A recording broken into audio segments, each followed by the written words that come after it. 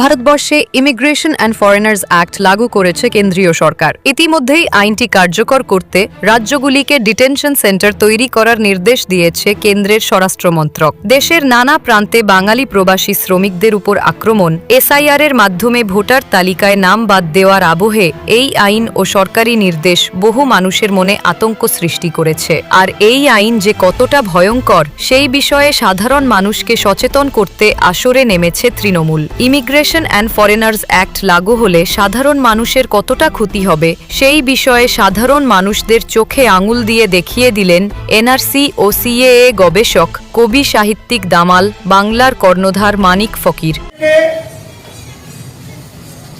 14 April একটা আইন হয়েছে, ওটা ইমিগ্রেশন অ্যান্ড ফরেনার্স অ্যাক্ট। ওই আইনে বলছে 1952 পরে যারা এসেছে পাসপোর্ট ভিসা ছাড়া ফিরে যায়নি, তাদের 10 লাখ টাকা পর্যন্ত ফাইন।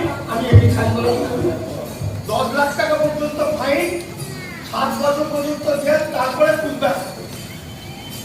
3 মাস আগে আইনটা হয়েছে। আমি বিজেপির সাংসদ থেকে অসিত সরকার আমার বন্ধু, আমি খুব বলেছি তোরা প্রতিবাদ কর, ওরা করেনি, আইন হয়ে গেছে। ওই আইনটার পরশু দিন রুল বেরোলো, যেই রুল বেরোলো সোনিয়া গান্ধীর বিরুদ্ধে মামলা শুরু হয়ে গেল। কত ডেঞ্জারাস মামলা! যার শাশুড়ি ইন্দিরা গান্ধী, যার বর দেশের প্রধানমন্ত্রী ছিল, যার ছেলে রাহুল গান্ধী, সে নাকি পাসপোর্ট ভিসা নিয়ে এসেছিল, কিন্তু আবেদন করার সময় কিছু একটা ভুল ছিল। তখন তো বিরাট পাওয়ার, আমাকে সই ফই না করে হয়তো হয়েছিল, এখন মামলা হয়ে গেল। তাহলে আপনাদের কি করতে পারে? এই দেখুন, একটা গোপন রিপোর্ট, সিক্রেট রিপোর্ট, দেখুন ভারত সরকারের সিক্রেট রিপোর্ট। এই 7 পাতার রিপোর্টে বলছে প্রতিটি রাজ্য সরকারকে চিঠি দিয়েছে এই 4.5-5 কোটি মানুষকে ধরে নিতে হবে ডিটেনশন ক্যাম্পে। এই দেখুন, এটা আমরা অনেক গোপনে জোগাড় করা, বুঝতে পারছেন? দেখুন সই করছে, বুঝতে পারলেন? মানে ওই আইনটা, ওই আইন অনুযায়ী এই যে ইমিগ্রেশন অ্যান্ড ফরেনার্স অ্যাক্ট হয়েছে, ওই আইন অনুযায়ী কিন্তু যা কিছু ঘটছে, এই যে পুশব্যাক করছে, মিথ্যা করে বলছে মুসলমানদের, আইনে হিন্দু মুসলমান নেই, মুসলমানদেরও তাড়াচ্ছে, হিন্দুদেরও পুশব্যাক করছে। অন্যদিকে এই আইনের বিরুদ্ধে ভারতবর্ষের উদ্বাস্তু মতুয়া নমশূদ্রদের সতর্ক হওয়ার আহ্বান করেছেন প্রাক্তন বিধায়ক মানস মজুমদার। দেখুন, প্রথমেই বলি, ইমিগ্রেশন অ্যান্ড ফরেনার্স অ্যাক্ট কেন্দ্রের যে সরকার লাগু করেছে, সেই অ্যাক্ট অত্যন্ত ভয়ঙ্কর যারা উদ্বাস্তু মানুষ তাদের জন্য।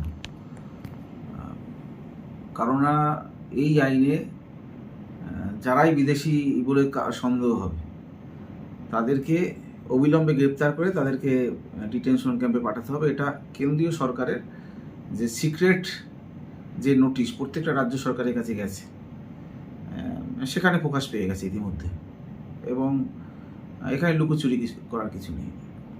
কিন্তু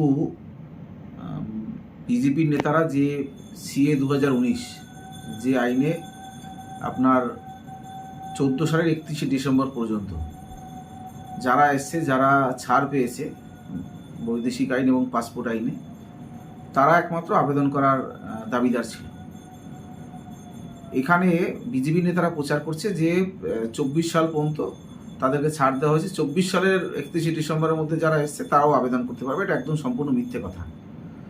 এটা সুকান্ত মজুমদার বা শান্তনু ঠাকুর সহ বিজেপির অন্যান্য যারা নেতারা আছে, এরা ফলাও করে এটা প্রচার করেছিল যে মোদী সরকার সে উদ্বাস্তু মানুষদের যে দীর্ঘদিনের যে সমস্যা, সেই সমস্যা দূর করেছে। একদম 24 সাল পর্যন্ত যে হিন্দুরা এসছে, এই মুহূর্তে বাংলাদেশ অস্থির, সেখানে চূড়ান্ত একটা ধর্মীয় নিপীড়ন চলছে, সেই সময়ও যারা এসে তারাও আবেদন করতে পারে। একদম সম্পূর্ণ মিথ্যে কথা। 24 সাল পর্যন্ত সিএতে আবেদন করা যেত, যারা ছাড় পেয়েছে তারা, সবাই নয়। যারা অবৈধভাবে এসে বসবাস করে, যারা এখানে থাকার জন্য লং টাইম ভিসার জন্য আবেদন করেনি, তারা সিএ 2019-এর আইনে এবং যে শর্ত যোগ করা সেই শর্তে তারা 99% মানুষ তারা এই শর্ত করতে পারবে না, পাশ করবে না। কিন্তু এখানে 24 সাল পর্যন্ত যারা এসছে তারাও আবেদন করতে পারবে, এটা মিথ্যে কথা। এখানে 24 সাল পর্যন্ত যারা এসছে 14 সালের পরে তাদেরকে ছাড় দেওয়া হয়েছে, তাদেরকে এখানে থাকার পারমিশন দেওয়া হয়েছে, যে তারা আসলে তারা কেউ গ্রেপ্তার হবে না। কিন্তু সেটাও ভারত সরকারের কাছে পারমিশন নিতে হবে থাকার জন্য। এই কথাটা বিজেপি নেতারা বলছে না। এখানে যারা 14 সাল থেকে 24 সালের মধ্যে এসছে তাদেরকে লং টাইম ভিসার জন্য তারা যে ওদেশে থাকতে পারবে না, এটা ভারত সরকারের কাছে আবেদন করবে যে আমরা ধর্মীয় নিপীড়নের কারণে পূর্ববঙ্গ থেকে পশ্চিমবঙ্গে এসেছি, আমরা আর ফিরে যাব না, আমরা এখানে থাকতে চাই। এই আবেদনটা ভারত সরকারের কাছে করতে হবে। ভারত সরকার আবেদন দিলে তাহলে তাকে আর কেউ এখানে অ্যারেস্ট করবে না, সে এখানে থাকতে পারবে। কিন্তু এখানে একটা বড় প্রশ্ন হলো, বিজেপির নেতারা মিথ্যা প্রতিশ্রুতি আবার উদ্বাস্তুদের বোকা বানায়। একটা সময় সিপিএম বোকা বানিয়েছে, দেশভাগের বলি হওয়া হিন্দুদের একসময় সিপিএম সতর্ক করেনি যে পূর্ববঙ্গ থেকে পশ্চিমবঙ্গে আসলেই কিন্তু এখানে নাগরিকত্ব পাওয়া যাবে না, এখানে আসলে পরে লং টাইম ভিসার জন্য আবেদন করতে হবে। কারণ একটা রাষ্ট্র থেকে আরেকটা রাষ্ট্রে গেলে তো সেখানে সেই সরকারের অনুমতি তার নজরে থাকা দরকার আছে, যেটা কোথাও তখনকার সিপিএম সেই কাজটি করায়নি। ফলে উদ্বাস্তুদের বিপদের মুখে তারা ফেলে গেছে, তারা ভোট ব্যাংক হিসেবে ব্যবহার করেছে। আজকের দিনে আবার এই 14 সালের পর থেকে 24 সাল পর্যন্ত যারা আসে তাদেরকে এখানে আসলে অ্যারেস্ট হবে না। কিন্তু এই কথাটা যেমন সত্যি, কিন্তু এর সাথে এটাও সত্যি যে এখানে যারা আসবে তাদের আগামী দিনে এখানে নাগরিকত্ব তারা পাবে কিনা, তাদের এখানে রেশনিং ব্যবস্থা থাকবে কিনা, তারা এখানে ভোটাধিকার পাবে কিনা, এর কোনোটাই কিন্তু নিশ্চয়তা করেনি এই নোটিফিকেশন। এটা কিন্তু আইন নয়, নোটিফিকেশন। এটা ভারতের আইনসভায় পাস করাতে হবে, সেখানে তর্ক হবে, বিতর্ক হবে, পক্ষে আলোচনা হবে। এটা কিন্তু আলোচনা হয়নি, এটা নোটিফিকেশনের, সেটা নোটিফিকেশনটার উপরে হয়তো পরবর্তী সময় আলোচনা হবে।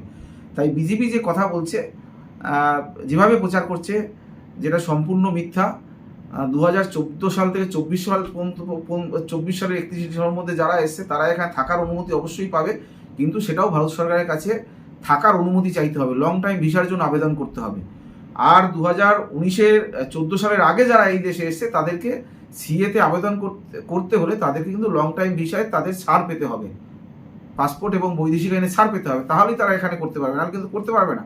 আবেদন করলেই নাগরিকত্ব পাবে, ভারত সরকারের যে নাগরিকত্ব আইন সেই আইনে কোনো নিশ্চয়তা নেই। আবার এই যাদের 14 সালের পরে এসছে, যাদেরকে বলছে আর গ্রেপ্তার করা হবে না, তাদেরও যে নাগরিকত্ব এখানে তারা আগামী দিনে পাবে তারও কোনো নিশ্চয়তা নেই, তাদের ভোটার লিস্টে নাম উঠবে কিনা নিশ্চয়তা নেই, তারা এখানে রেশনিং ব্যবস্থার সুযোগ পাবে কিনা নিশ্চয়তা নেই। যেটা গতকাল বিধানসভার বাংলা ভাষার সম্মান রক্ষার জন্য যে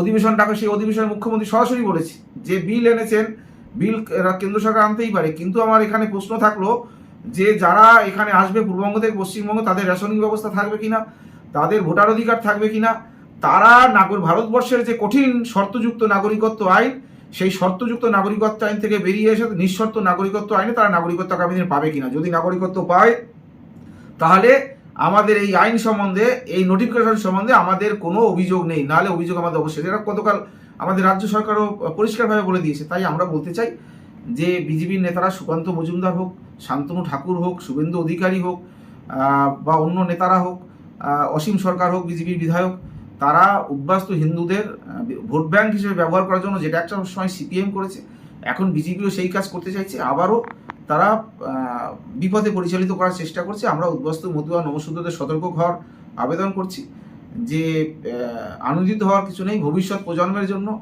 প্রত্যেককে সতর্ক হতে হবে, সচেতন হতে হবে।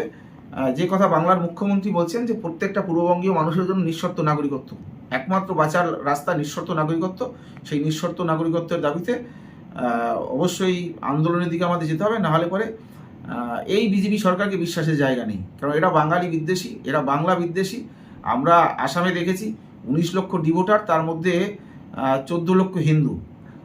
এরা যদি এতই হিন্দু দরদি হতো তাহলে আসামে কেন হিন্দুদের তারা নাগরিকত্ব দিচ্ছে না, কেন ডিভোটার করে রেখেছে? আগামী দিনে যে আজকে যাদের বলা হচ্ছে 14 থেকে 24 যারা এসছে, এরা যে আগামী দিন ডিভোটার হবে না, তার নিশ্চয়তা কোথায়? এই আইন সেই নিশ্চয়তা দেয়নি যে না, এরা ডিভোটার হবে না, এরা নাগরিকত্ব পাবে। যেদিন বিজেপি এদের নাগরিকত্বের জন্য নিশ্চয়তা দেবে সেদিন আমরা সাধুবাদ জানাবো, তার আগে সাধুবাদ জানানোর কোনো জায়গা নেই।